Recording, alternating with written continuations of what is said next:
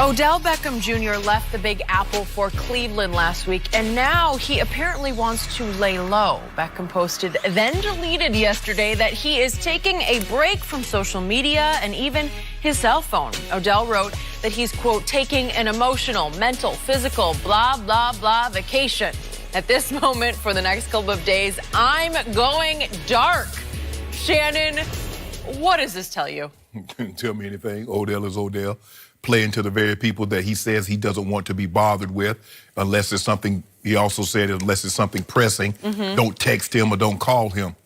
Skip, he's going to a new situation, a new team, new expectations. Odell was actually surprised that the Giants traded him. Odell never in his wildest imagination, Skip Bayless, believed that the Giants would trade him. In other words, they got tired of your bull jive, Odell. They did. I don't care. Look, I've been on this earth almost 51 years, Skip, and been in a few relationships, good, bad, some indifferent.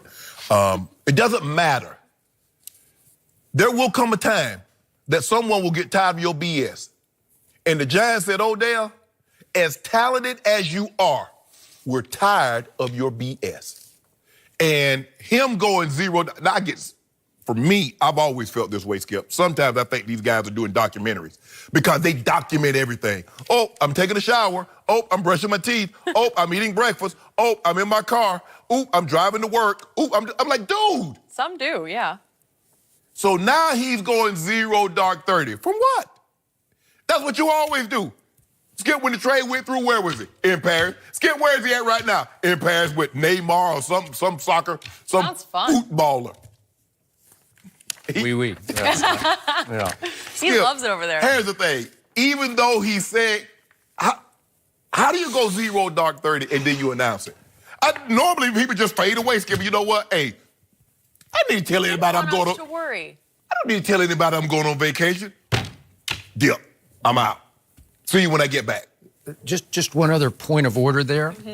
Do you realize, okay, only probably a very few people are capable of texting, calling, or FaceTiming because you would need his number, right? Right. So does the world have his phone number? Yes. No, they don't. Right, no, of course not. Just a few of his closest friends, right? And he probably changes his number Right. regularly, if I know him. So he is announcing to his close personal friends, don't text, call, or FaceTime unless it's of the utmost importance. But he's announcing that to the world. I know. Like he's telling his close friends to the world. Right. Like he When needs, you could have texted them just, or called them or FaceTimed them. Mate, do it privately. Right. Because they deserve that. If you're one of the close personal friends, you're saying, oh, you informed me via this? But this is and not he called it a PSA, public service. Like the world needs to know I'm going to be dark. This was not about his closest friends and family. This was about the very people on the medium in which he posted it. This was for them. This has always been about them. Okay, so I saw another quote yesterday from a close personal friend of his named Saquon Barkley. Good kid, tough, strong young man. Yes. And Saquon was talking about the moment that he was FaceTiming with Odell soon after he had heard he had been traded. Because he called to say, what happened? How are you?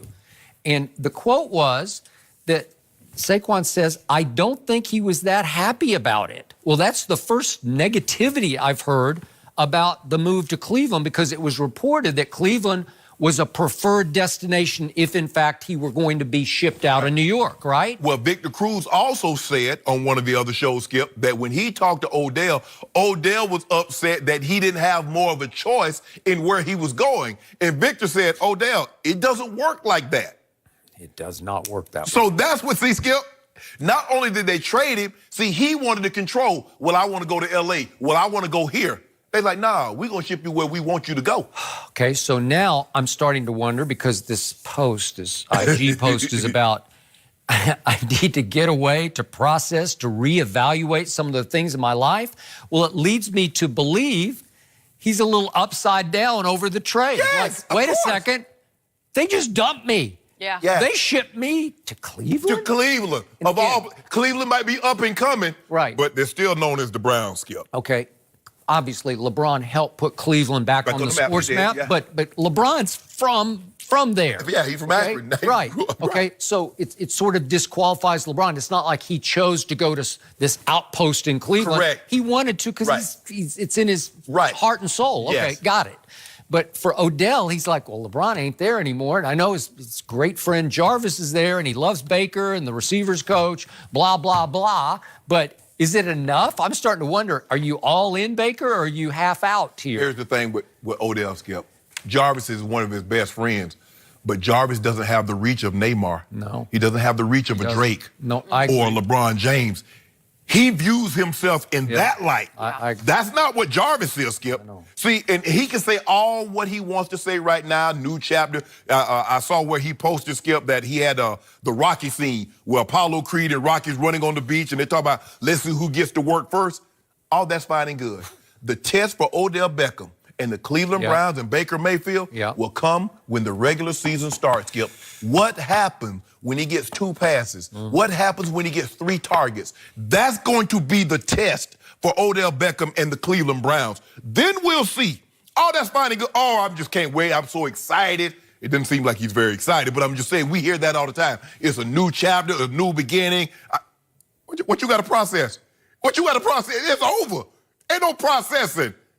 You ain't getting a driver's license telling me we need to process this or a late payment or something, Skip. This has already been processed. The league office processed this the day it went through. It's a done deal, bro. Yeah, you can't fix it. You can't undo it, right? This is not a bad dream. No. This is reality, bro. They shipped you to Cleveland. Let that sink in. A 25-year-old mega superstar in the NFL. A team said, we're done.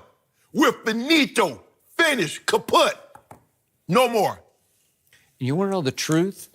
This post is exactly why the Giants said, we're out. Like, we've seen enough. Yes. And again, they shouldn't have given him all that money in the first place.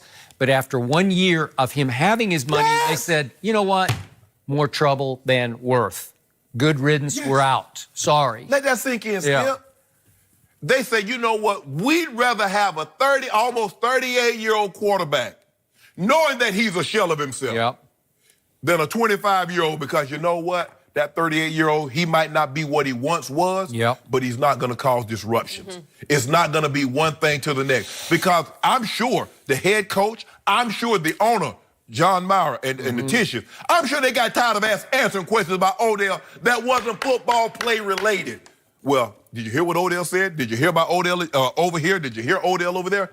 What they got to do with him?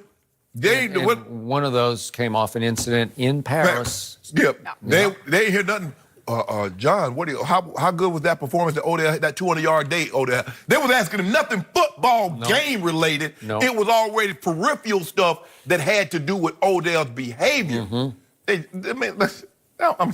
good. We good. We out. That would get old. So I believe that Odell has become the most self-absorbed and self-conscious athlete I've ever observed from a distance. He's obvious. He has superstar capability, but he hasn't played to that level consistently as it relates to winning football games.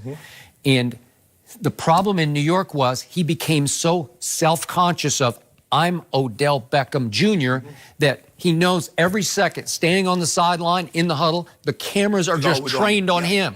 And so after a while, he thinks, I got to do an Odell thing. I got to do this or that. And you start to act up, act out. And it's hard to win that way because, as you know, football is the ultimate team unity game. Correct. You have to be together. You can have stars, but everybody has to blend and unite. Gotta. I'm not sure Odell is capable of blending and uniting. I thought this was a great opportunity on a young, interesting, upcoming, on-the-verge team to show you can be a leader, which he always says, I could be the leader. Leader of, can you lead yourself? But Skip, and the thing is, in a team sport, I don't care if Brady could have 700 touchdowns. But if they're not winning, he's not going to be what he is. Odell is a very unique individual because he saw he could have individual success without team success, and he didn't need it. So what that is true. Why do I need? He didn't need. Yes. Because he's playing in New York. He's playing in New York, making one-hand grabs, putting on the show pre-game. So, Skip, why do I need to win? Why do I need you when I can get everything I need without you? I don't know. I mean, I'm not going to the bank for a loan if I got the money, if I can go ahead and just buy it out my pocket. Yeah. What do I need a loan? So they're like, well, y'all a loan to me, but I don't need a loan. I'm good. I got the credit. I got the cachet by myself.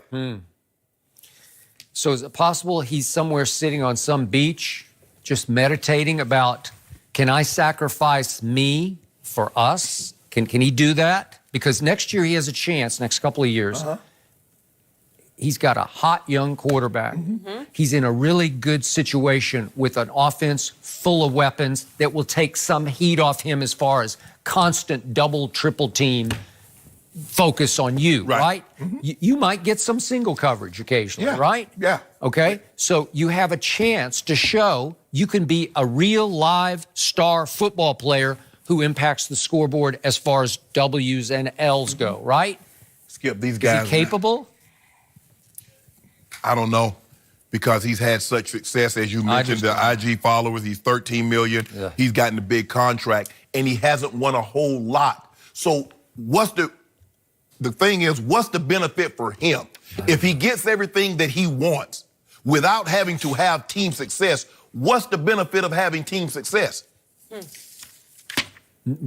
Not much. Exactly. That's a good point. And this is the first time I've ever heard this in this context about any star athlete. He doesn't need to win. Right. Really? We said, think about it. We said LeBron is great, but he needs to win a title. Sure. We said even Peyton Manning, as great as he was, he needed to win something. Got to break through. Yep. Think about that. How many high seeds did Peyton not capitalize on in Indy? Yeah. And we held that against him for the longest time until he finally broke through. He broke through. Odell has had so much success for only helping get a team to the playoff once, and then in that game, he didn't play well. Yep. But he's had a lot of individual success, and praise has been heaped upon him. So he really doesn't need the team success, because ultimately, Skip, when it comes down to it, when it's all said and done, only the quarterback is judged by titles. That's the only guy that it really matters to. You're right. Nobody say, oh, that kicker, that kicker. Oh, he can't be a great defensive lineman because he ain't win. That's not how it works. But Odell, I've never seen anything like Odell. I've never seen, in all my years of playing the game and covering the game, I've never seen anybody enjoy the individual success without having the team success that comes along with it. We always bring up that catch that changed him. I mean, he is a success regardless, and change is hard. He has to want to be a different player, different person. Maybe this is the first step. We see less of him, but he's a better teammate. It's just a lot. Let's get back to tell you the story. Ask Deion Sanders, very good friend of mine. As great as he was in Atlanta, he's like, I got to win something. He said, y'all trying to make me out to be a loser. He understood. Listen, I used to watch those Falcon games. He was the greatest sideshow on earth. Because he's going to return an interception or a punt for a touchdown. Yes. He's going to high step all the way into the end zone. Right. But he understood in order for him to be the ultimate success story, he needed to win. Yeah, he needed to be a cowboy. Let's stop that. Just y'all bought a Super Bowl. Oh, we bought a Super Bowl. Yeah, you did. We just bought one with Randall Cobb. Oh, really? Really? Okay. I mean, let's just keep him happy, Shannon. He's excited about the new guy. Okay. Give him this. Give him this. That was a good signing. So here's the thing. I want to know what Skip now has to say about LeBron, because he sat out last night's loss to the Bucks, but that doesn't mean he'll sit out the rest of the season. Luke Walton shut that notion down yesterday, saying, quote, "We're a much better team